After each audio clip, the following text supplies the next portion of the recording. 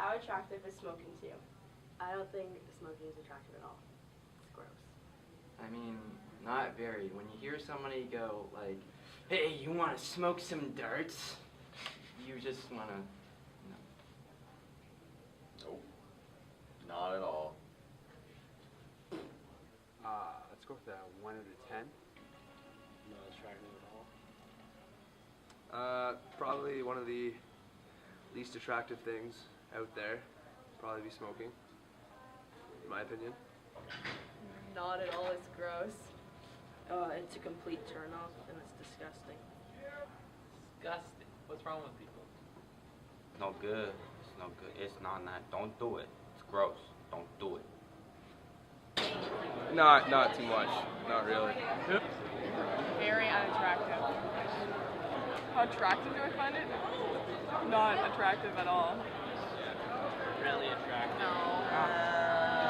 Something about somebody giving themselves cancer that really gets me going. So, how did you start smoking? Well, I would say it started somewhere around 14 years old. Some friends of mine had snuck some cigarettes and thought it would be cool to experiment with them, and so that's what we did. What started off as something fun to play around with soon became something couldn't live without anymore. How much were you smoking back then? Pack and a half a day. So you could say like after you got by we're just doing it because it's cool, like you started to enjoy it? Yeah, getting past this is cool, this is rebellious, this is what we shouldn't be doing, the thrill of all of that. It became part of my life. What steps did you start to take, or what realizations did you have that led you to stop smoking? Well, there was several actually. The first one was gradually, and it takes time before you realize what cigarette smoking is doing to you, but over time I started noticing my energy level dropping. I started coughing all the time, coughing with cigarettes, coughing without cigarettes. I also noticed that colds, I was always having colds. I was unable to shake colds, and most of the winter I had a cold, and I found myself just not recovering from things, progressively feeling less healthy. So why did I quit smoking? Those are some of the reasons. A lot had to do with health, a lot had to do with my wife didn't appreciate as I talked about, the odor that I carried. Had a lot to do with my decreased health, and also at about 18, 19, I came to a stronger faith in the Lord Jesus Christ, and that started to play on me as well. That I'm not treating my body the way I should be. I'm not looking after myself the way I should be, and so I decided I was going to quit. And it was at that point I realized just how strong the addiction was. I couldn't quit.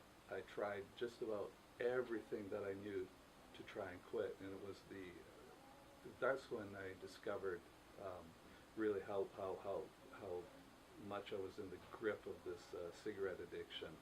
I would try to go 2 days without a cigarette. I couldn't do it.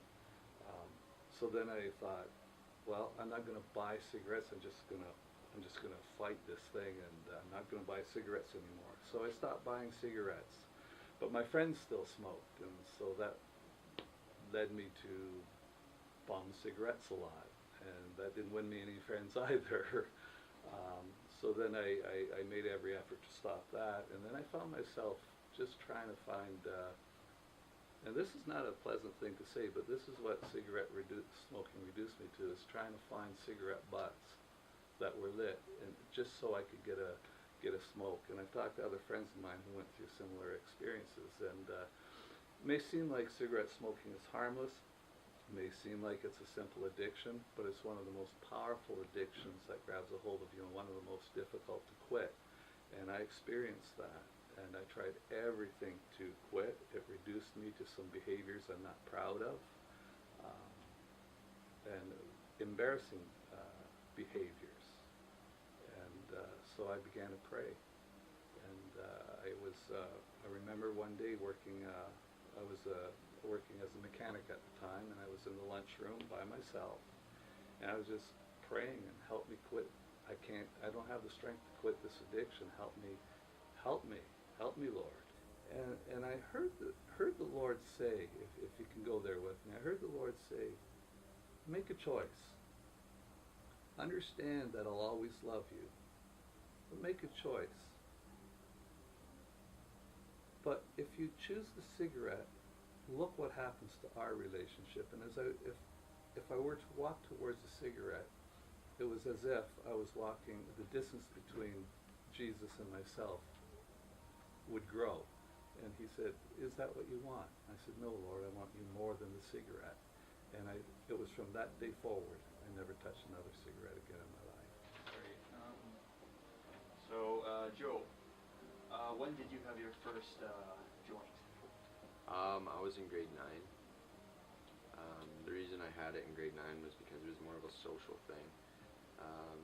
All of my friends that I grew up with were starting to get into it, and I felt like that was normal and it was acceptable because everybody around me was doing it. Do you feel like if you hadn't, you would have been ostracized, maybe? In a way, yeah, I feel like I would be judged a little bit if I didn't. But now that I think about it now, it's kind of pathetic because, you know, I'm my own person and I have my own thoughts and my own actions, and whatever I do is my choice. It's nobody else's, and nobody else should have an effect on what I choose. Did you, as you started to smoke joints and stuff, did you find that you began to enjoy it instead of just have the social aspects of it, being with your buddies? Like Pastor said, I wouldn't say that I necessarily enjoyed it. It was more of the whole group and everyone was together doing it together, and it was something that we could all come together and do together, and it would just be fun. You wouldn't have to worry about anything. It was just like nothing else mattered because that's all I was focused on at one point. Did smoking joints lead to smoking cigarettes for you? Yeah, it was about in the summer of last year, so I was going into grade 12. I started smoking cigarettes.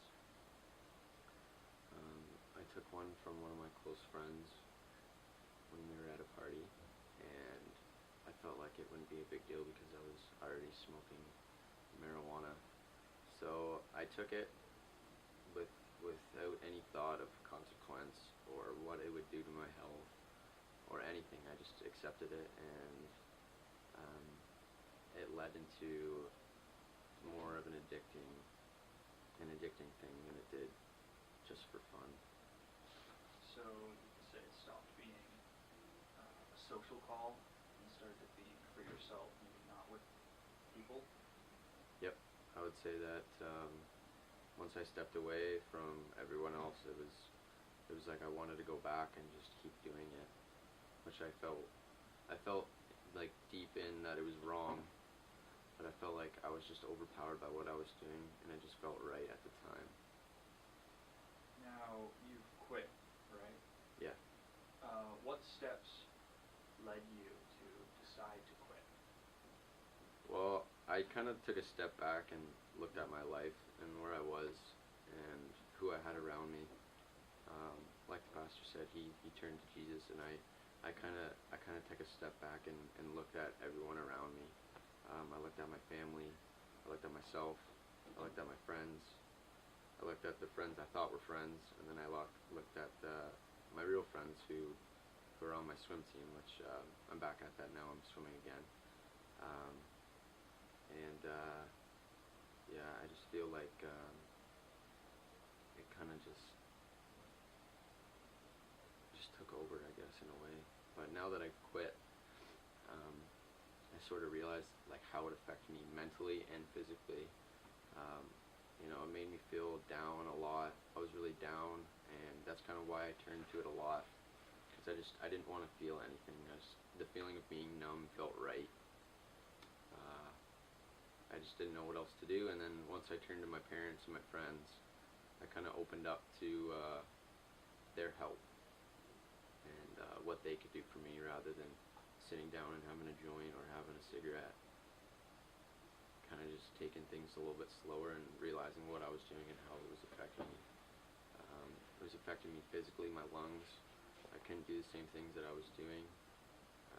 Running was a chore. I couldn't run anymore. I couldn't do anything. I couldn't work out. What recommendations would you have for anybody else in potentially grade 9 entering high school, coming up and recognizing that they might be entering the same scenario that you were in? Well, the peer pressure is really strong in grade 9, so I would just say try and stay away from as many bad influences that you can, for one. For two, I know it's really tough for some people just to drop and walk away from what they've been around for a while, and I can say that from experience. It's really hard to walk away from something that you've been surrounded in for so long, and then try and be accepted from other people. That's really hard. But an advice would just be to try and stay away from it as much as you can. You know, talk to more people, get into more social groups. You know, join clubs. There's clubs at the school. There's sports activities you can do. There's a lot of things that can steer you away from that path.